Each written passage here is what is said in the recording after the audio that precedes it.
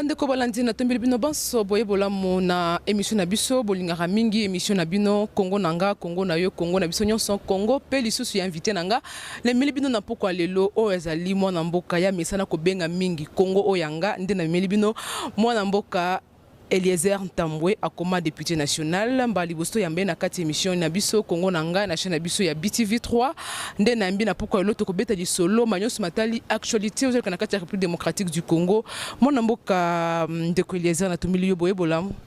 Merci beaucoup. Na yeto ko beta li solo kana na siko loba li solo etali actualité na kati ya Congo démocratique ndeko Eliezer na mesa ba mesa na ko bengo mingi olo ke tokota honorable na peut-être mesa ni vraiment makasité mais nebi ke to komesa avec le temps ti quinquennat oyesi la to komesa na pona to mesa ni vraiment te to beta li solo ma matali insécurité na kati ya Kinshasa ba oyo bazokufa age ya hôpital vijana auti ko kufa bino ba député ya boba ponami na kati ya Kinshasa comme que vous êtes des députés nationaux mais pour nous on a quatre na ville à Kinshasa beaucoup le belo côté bovandika kimia. Merci beaucoup. Ya liboso na sepelaka mingi tangu babenga kangande ko Eliezer ke ko benganga honorable. J'estime que honorable les a trop de limites par rapport à ba lien autozala kanango entre biso. Deuxième élément qui est honorable ici là, mais qui est Ndeko ici là. Voilà pourquoi j'aime cette appellation à Kindeko. Mutuna nayo quant à ce qui concerne Makambo Oyo Yaba tuerie et Landani, le 28, le 29, le 30. Oyo Isalemina Babomi Batu Babomi Bawewa Mi Bale et puis Bayeko Boma âgé à hôpital Vijana. Mais tant que bino bovandika kaboy, j'ai comme impression que Uchikoya. Le premier jour, il y a le 28 temps au Babomi, Wewa, na croisement ya Kabinda Kasavubu. Ce qui ose à la cas informé, que je suis la personne qui a failli mourir le même jour. Parce que je suis allé défendre. Pas parce que seulement Babomi, mais Baboto Lilisou Batubamoto. Donc, les stratégies qui ont été arrêtées pour énerver la population et les soulever contre les chefs de l'État, tout simplement. J'étais là, on a failli tirer sur moi, j'ai été menacé, ma vidéo est à YouTube News ou Nabanini, parce qu'il y avait des caméras là-bas. J'ai compris qu'il y avait un consigne contre ma personne. Ce n'est pas ça ce qui m'a empêché, parce que ceux qui sont Inda, Mutwabi Makayiwan. Et pour me décourager, une fois, la même police, est-ce que vous avez vacances parlementaires pour quitter vers le peuple, pour la population, il faut oser la vacance parlementaire, je ne sais pas. La notion élémentaire et à droit administratif, l'autorité d'attribution. Et la police, on ne doit pas aller au-delà, sinon ça sera de l'anarchie. Nous sommes dans une ville où l'insécurité est allée battre le record. On ne parvient pas à maîtriser Bakulu na Batu Misusu, mais quand même on tire en plein jour. Na Moni Lobby, on a condamné, nous avons été dans l'audience foraine, on a condamné jeune Nouana, mais je vais ressortir encore un truc. Tant que vous avez l'audience Nouana, qu'est-ce qui s'est passé? Baté bana mi balewana balobimo bino boloba keto yebi lingalate bosamba kaka na chiluba comme ça bakomona ki baluba na baluba nde muto bazobo mana entre bango alors que le fond ce n'est pas ça. Eza bokonzi oyo lokola batu baloba que moluba kotika la kozwa pouvoir na mboko ete lokola Félix a eu la grâce na faveur ya Nzambe oyo sali ke a contourné na plan ya batu na plan ya ba politicien na batu nyonso parce que vous n'avez qu'à vous rappeler de l'avènement ya Félix na Afrique pona oleka mokonzi mboka il faut ala na puya ba occidentaux Félix azalaki na ngote même ba père naye actuellement les présidents africains Bazala qui portait pour preuve Kagame a fait ça même mot d'ordre dans la Cour constitutionnelle pour qu'il va stopper. C'est pour vous dire que mais les gens, il y a les gens qui n'ont pas désarmé, qui estiment que Makambouana est Zayangote. Bazon di makakate. Donc, batie batuana, bosamba na chiluba bayo kandengwana. Eza mascarade. Tolongwe kuna. Tangu babomi mutu vijana. Yango na zolo bake, oza peut-être informé te. Mais c'est tangu ses collègues députés. On a ko tangela yo, tokendaki au moins 7. Toye awa nanda ko iza pembeni na biso. Nde bureau ya vice-premier ministre en charge de l'intérieur et sécurité. Gilbert Kankonde. Toye to sololi na ye. Qu'est-ce qui se passe pendant 3 jours? On ne fait que tuer. A expliquer biso, a expliquer ki biso. Tolobi na ye, il faut to kende. Tina place babo mela ki bato. Yango to déplacer qui vice-premier ministre, ministre de l'intérieur. To kena ye kuna na ministre ya droits humains. To kena bango kuna. Na commandant ville, na gouverneur qui était représenté par son vice Néron Bungu. C'était hier, na Vidjana. On était parti. Alors, koloba que toza calme, tozo loba elo côté na habité ceux qui ba loba kandengeni. Na lobi dans le sens que parce que par rapport à Ndenge Boza et Belé, au bout Boza mouké par rapport à ba député na plus de 500 son plus de 500 je me trompe pas, mais ba bozo le balikamo boza ne mouké week na boy ko individualiser mutu na général parce que par rapport ba bimi 7 sur 500 députés quand même, zali Cameroun et le Congo démocratique ata mutu moko ya pas c'est tout le monde qui en pas mais quand il y en a déjà 3 c'est plus seulement na mboka yeze. Oui, et lo kongana zolo ba ezaboué. Batu biso to kendaki 7. Honorable Christelle Vwanga a kendaki pe na famille ya bandeko wana. Mais dans les 500 autres alias, binomoko boyebi combien ya batu oyo ba vota? Voilà, c'est ça le problème. C'est ça. Parce qu'il n'y a pas de devoir de redevabilité vis-à-vis ya peuple wana, bazana devoir de redevabilité vis-à-vis ya ba oyo batindaki bango. Yango zo mona batu misusu bazo se comporter lokola ba kaporo. Balobi à droite, baki à droite. Balobi à gauche. Zonga sima, même ceux qui libulu ezakuna, bango bazo zonga kaka. Parce que bazana contrat mon côté na peuple. Mutuazana contrat na peuple, au comment na ndenga tambola ka ndenga zalaka. Bato belé, awa. Ozomona ba député, ba policier na biso, oh ya parler du peuple bango. Ozomona ordre. Omoni mususu ayena garde. Yo député, ozo wele la nini, ozo banga nani. Surtout lokola biso ba élu ya Kisasa. Ozo banga nani. Pourquoi tu te sens en insécurité? Pourquoi?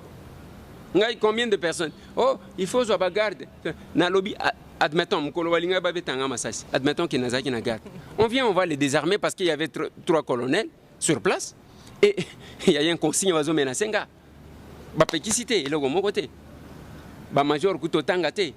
Ils étaient là. Donc c'est pour vous dire que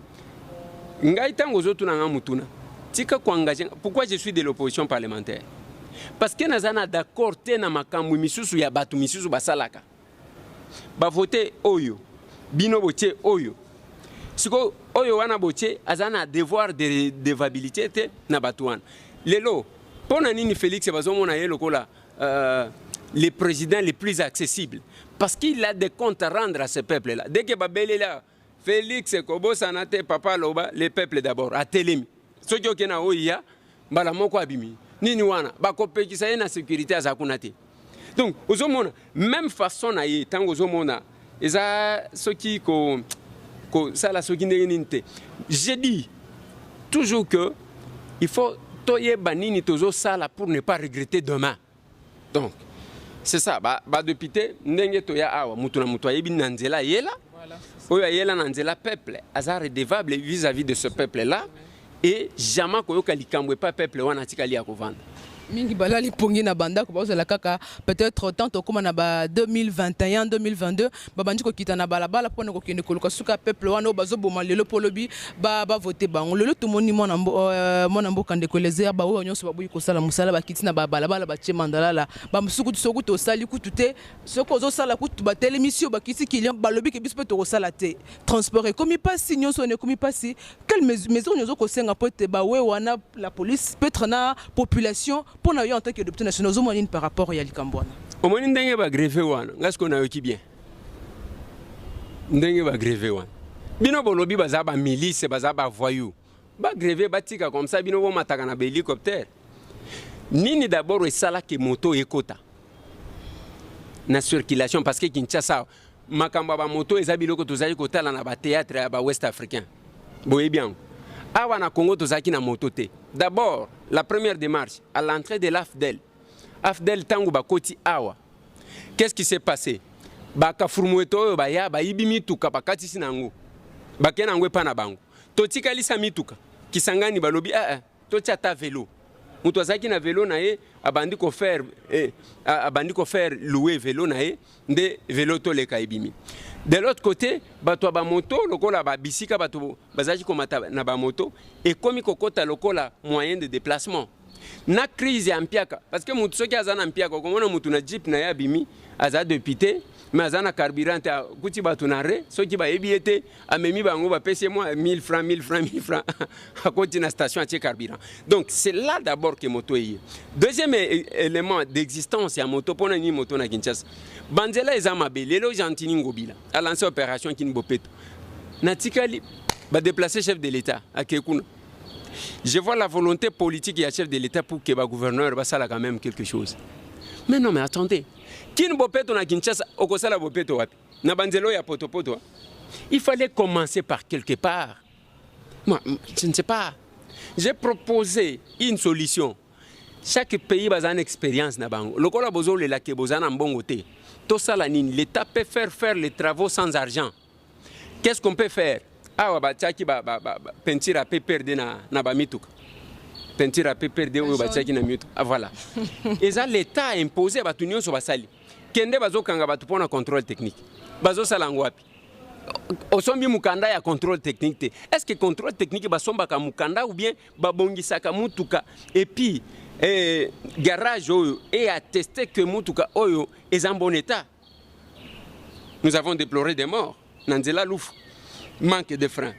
Maintenant, aux autres, na lobby, ils ont tenu Ngobila a imposé na bakinois tout mutunyo soazana lupango.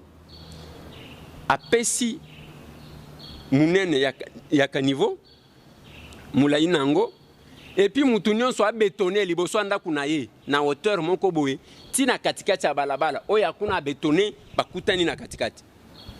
On peut le faire. Ceux qui mutuazana mbongo te, to sala ndenge nini. On va réquisitionner une société par l'hôtel de ville. Ça existe dans tous les pays. Du coup, nous aurons un système à na festivité décorer. On peut faire ce système-là au comment on a surtout et bongi. Et comme bien, ceux qui bakouti à niveau d'abord au fini qui angote et que zana salité bakangi au fouti. Bon, on a proposé ça. Non, Kinbopeto. Donc, c'est pour vous dire que Makambu ya bawewa. Lokola banzela ezate. Batu bazana sangamamba. Bao baza na kimbwala. Bao baza na fin fond kuna.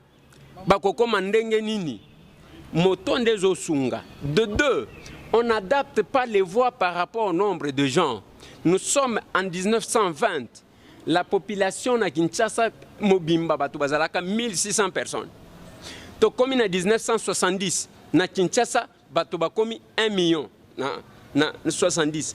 Lelo selon le rapport il y a lobby oyo ebimi na annuaire statistique.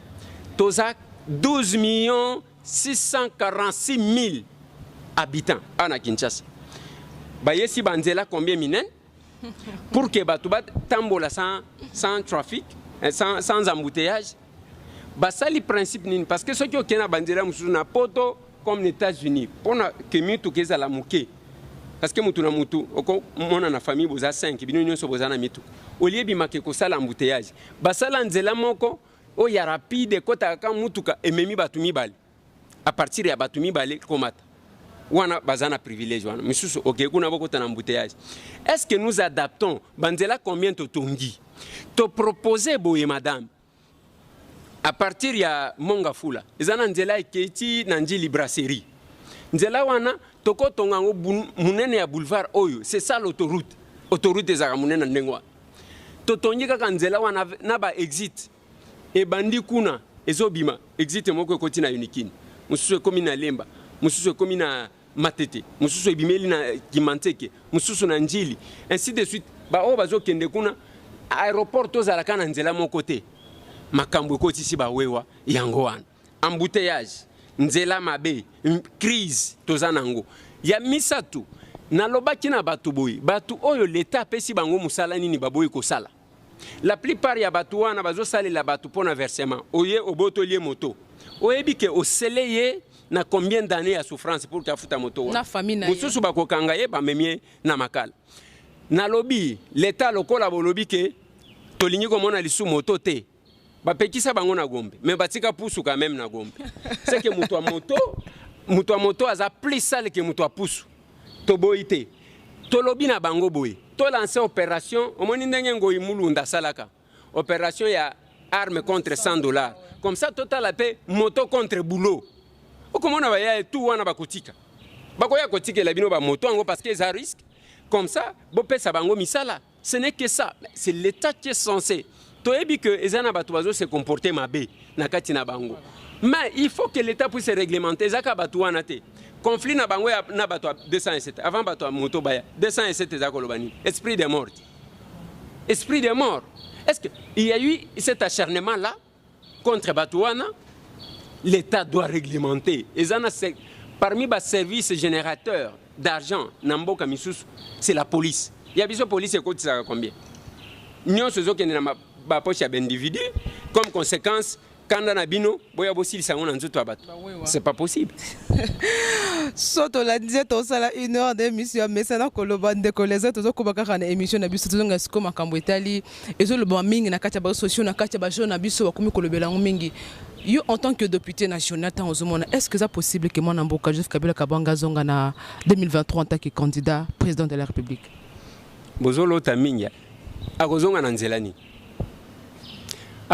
na lobby akozonga na miracle nini ba constitutionnaliste mi belé mutu tiré na côté na ye musu na constitution to longola nanu biloko yango ya ba constitutionnaliste wana bozo loba tokende na logique yo nengo za wana kokende kaka Kabila même soki ayelelo aya se présenter aux yeux voter au monde alors siko akozonga na nzela nini parce que asala malamu mingi nde bazokanisa ye. Vous voulez me dire que Obama a salé le côté pour les Américains? Mais pourquoi il n'est pas revenu? Olignolo que Batutu, François Hollande, a salé le côté pour les Français? Pourquoi ils ne sont pas revenus? Toko Tirango na place nini?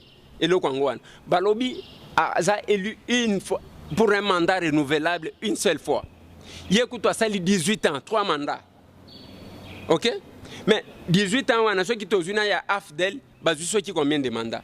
Donc, vous trouvez que ngana yebite ceux qui zodo de l'otoko et ça la kabilo koni na mito abatu. Boko rêver loko wana ndengeni. Oyebi ezana ba flatteur moko. Heureusement Kabila ngo wana na mona kaye loko la linga ba flatteur te. Ndenge na monaka. Maman Olive alobana nga dans une émission na sala kana ye na Lubumbashi. Alobana nga ke biso nengo mona kabiso wana to linga ba flatteur te. Il y a quelques jours il y a, je crois, 2 semaines. Tous les journalistes qui ont maman Olive na Est. Bakomi kuna babandi, oh maman wa motema, maman yonde oleki bango. Alors bana bokanga na leka banani. Nazana posa ya flatterie wana te.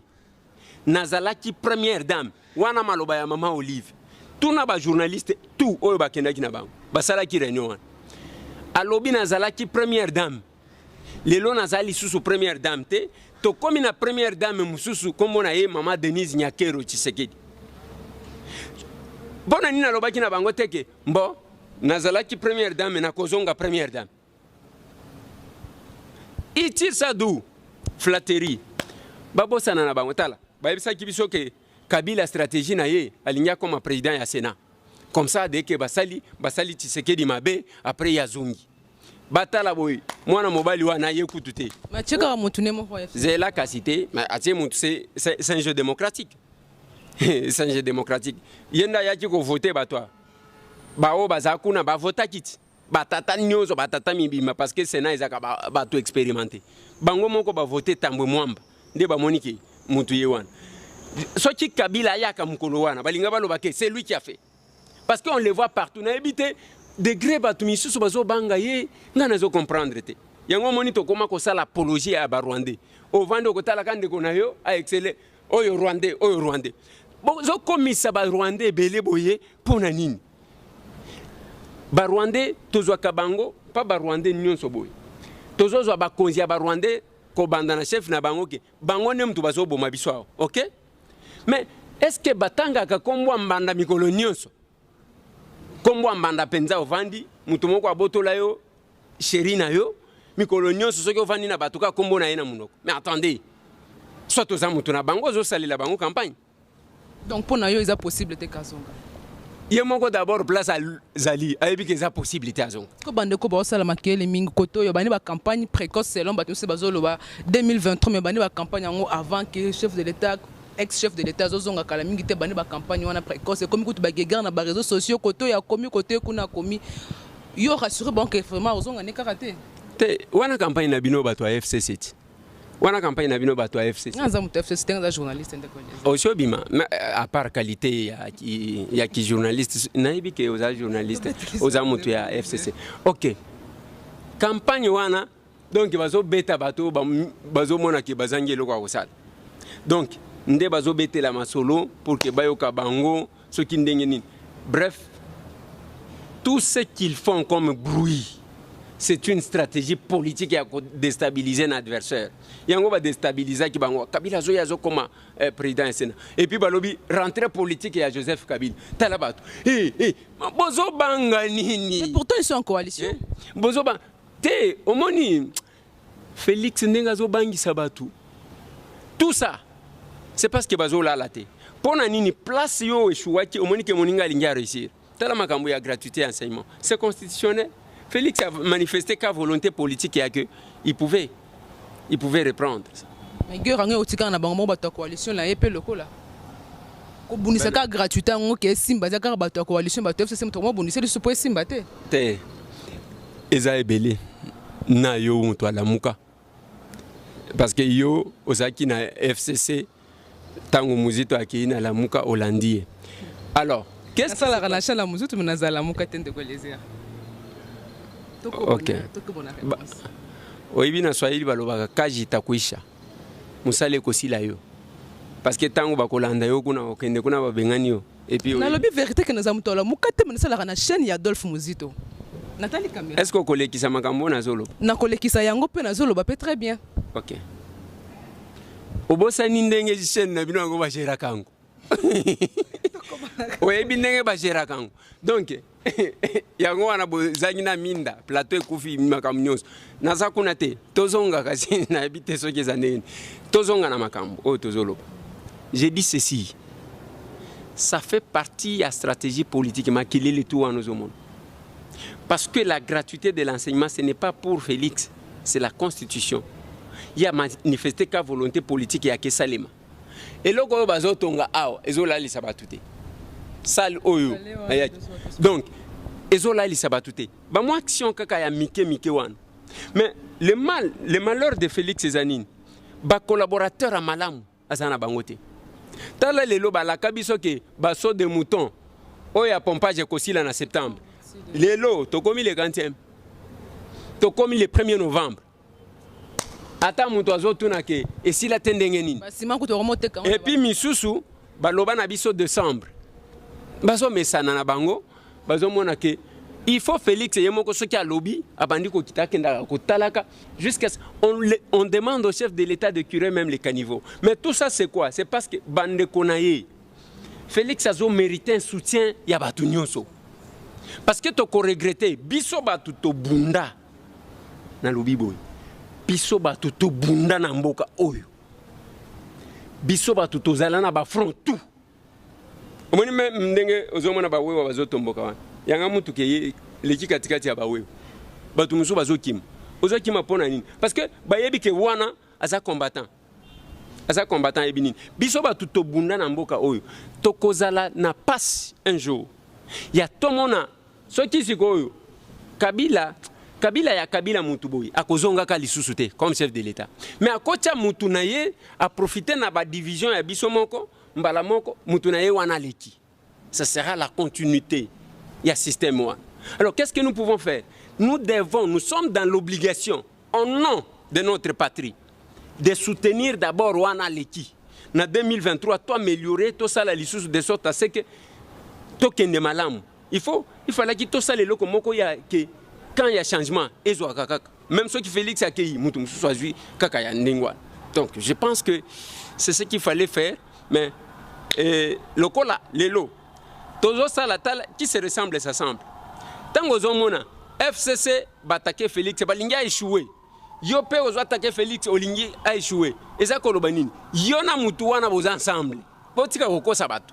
Bobeta Kakati Nabutu. Porte-parole et à opposition, tout ce qui est en question, on a isolé Bissaba Imboka. Adolphe Muzito Lobi, Yé, Azali, Balingi Kombona, il y a porte-parole de la résistance, si je ne me trompe pas. Moïse Katumbi, bato tiré ba ficelle côté na bango, bato ya nani ya SDP, bato tiré ba ficelle côté na bango, ce que bino bato opposition. Moi que peuple comment c'est comme si bo fente ki bango na décembre de Colliser. Oh d'abord Adolphe Muzito alobi azwango wapi. L'autorité d'attribution. Alors Mujika Kaboye, alobi nga ifumum pas. Bon, il faut toper ça ceux qui portent parole et résistance. C'est quoi cette histoire là? Il y a une loi qui existe portant statut de l'opposition. C'est cette loi-là qui parle du porte-parole de l'opposition. Comment Moutouamaye, le local Adolphe Muzito, a osé Colomba Magamandengwa? Nayo Kisoni. Ceux qui ont le bac parce qu'il y a un landa été. Nayo Kisoni. Ceux qui ont monié, il y a des gens qui ont des à Kisoni. Ceux qui ont le bien.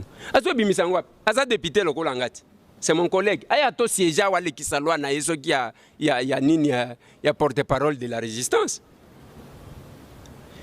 Premier suppléant, il y avait Nanga Martin, Tozala Kanaye Aou. Babunda Bale qui s'apporte Loawana. Comme ça, nous allons nous adapter. Ce sont deux choses. Qu'est-ce que je dis? Le porte-parole de l'opposition, il faut Azala. Pourquoi Azala? Parce que Kabila a bloqué ces postes-là Kobanda. 2006, Tilelo. Il faut Yambala tout sentir que Toza quand même n'a porte-parole de l'opposition. Mais le jeu démocratique, c'est les gens. C'est le jeu, il y a poids politique. Les jeux de la majorité. Attention qui majorité, bazan a tort. Mais bangonio so ba voter, batubandim. C'est ça l'inconvénient aussi, il y a démocratie. Et nous devons accepter ça. Maintenant,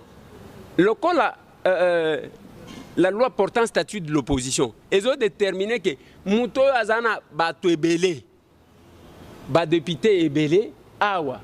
Bamsou Balobaka qui vient en deuxième position, au Balobaki, au Azoya en deuxième position na élection présidentielle, il y a Alek. Ndena Lobaki, ceux qui ont une logique. Bon amboga na biso, batumi balé, nde babima kilibos. Ezaboti. Question ezayanga ni c'est ça une de Colliser. Question oratoire, nazotu na yote, nazotu na ampoule. Ampoule ezaboti. Alors, Tozana Félix Antoine Tshisekedi Tshilombo, chef de l'État. Tozana Martin Fayoulou Madidi, alobi pas gagné kiti. Tolobi donc ba gagné bazami bal. OK? Tondim. Siko ya mi bala zo ya eza Shadari. Donc toi tu as porte-parole de l'opposition Shadari. Au moment où on a coalition na chef Je tourne la parenthèse, c'est une distraction. Qu'est-ce qui se passe? Nous sommes ici. Tozana 3 groupes parlementaires de l'opposition. Il y a Liboso MSG 7.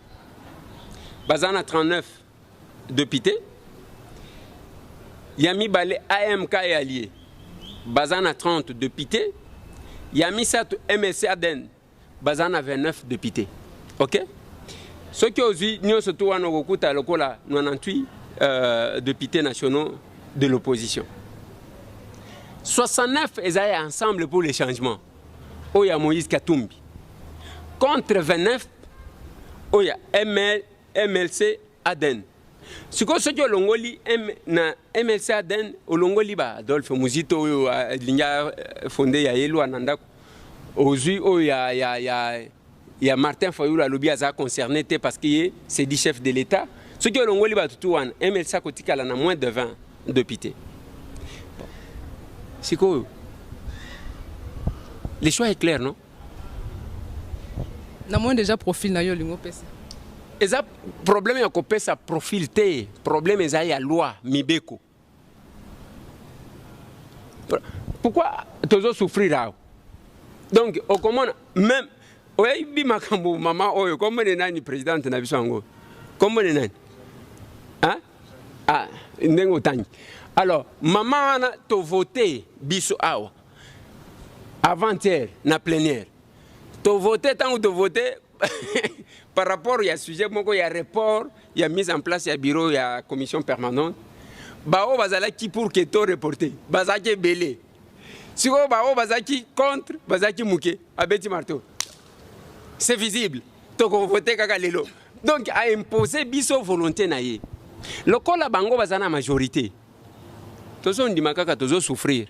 Donc c'est ça aussi l'inconvénient de la démocratie. Donc bato mabel lelo soki balobi ke lelo palais du peuple balongola yango ao et kolongwa même sans raison même ceux qui totongina nous mususuté. C'est ça. C'est ce que je vais voir. Dis-moi qu'il y ait une nouvelle définition de la démocratie, mais sinon la démocratie c'est celle-là. Mon amboka ndeko lezer to komi na suka ya émission na biso ba imboka ba kolanda yo bisika nyonso parce que na biso zolanda mamingi nyoko bisa na ba Congo nyonso o bazolanda biso message no ya suka pona mukolo parce que za mukolo suka teto yamba yo quand même na kati ya émission na biso. Yo kanisi na kobandaka koya yo ebi comment titi aza mutungi sazo déranger ngana zana makambo mususu. To tungiso peka boko yaka. Ya lisusu te. Et puis faut boto saka député hein. Bino bolinga va député simple te. Non, c'est pour blaguer. Alors, qu'est-ce que je disais? Bande Konangai. Toza devant un problème. Les lots, ceux qui sont censés protéger les gens, les tuent en plein jour. Et les audiences, même la condamnation, on a condamné. Vous allez voir, ça va disparaître. Les policiers, on va aller à l'hôpital après, l'ongolier, batinde place mususu. Système est à la grande. Surtout comment ils se sont évadés. À Kiminayaki. C'est n'importe quoi. Yo kobo mande kona yo congolais pona likambunini. Azo souffrir lokola yo. Masasi wana biso mututo sombaka. Manduki biso mututo sombaka. Sokoto bolata biso mututo sombaka. Nani congolais zana ndekona yete na la police et l'armée. Je pense que c'est ça. Pendant que biso, j'ai toujours plaidé la cause des policiers et des militaires. Talaba kende na kankokolo. Les militaires na biso bazo vivre na ba conditions kende na ba camp quand Kokolo quand Mobutu quand Lufungula autant la condition ya ba policier na biso ndenge bazo vivre mais tant que tozo proposer tala eloko wana zo mona bimisi mutu ba benyango oasis ba teki concession na kati ya camp Kokolo mais ba tiki ba militaire wana kaka ndengwa il fallait ki ba teki bazu même moi mbongo ba exiger mutu wana zo tonga wana parce que kuna appartement les autres lois mais quand on a $2,000, $3,000, $5,000. Bazui va réflexionner quand Kokolo comme Yassika. Ça coûte quoi? L'État peut faire les choses comme ça, c'est facile. Bishop Wright, il y a Bazulu, Sud-Africain, Bango na bazotonga lisu place wan. Toujours kende wapi. Et tikalika baya kolotira na parler du peuple, ba okata ndambu ndambu. Un pays comme ça. C'est un peu compliqué. Ce que moi je peux dire aux amis. Nous avons voulu que Kabila respecte qu'il ne se représente pas. Kabila n'a pas respecté à se représenter. Lelo, moi, changement, nous allons regretter.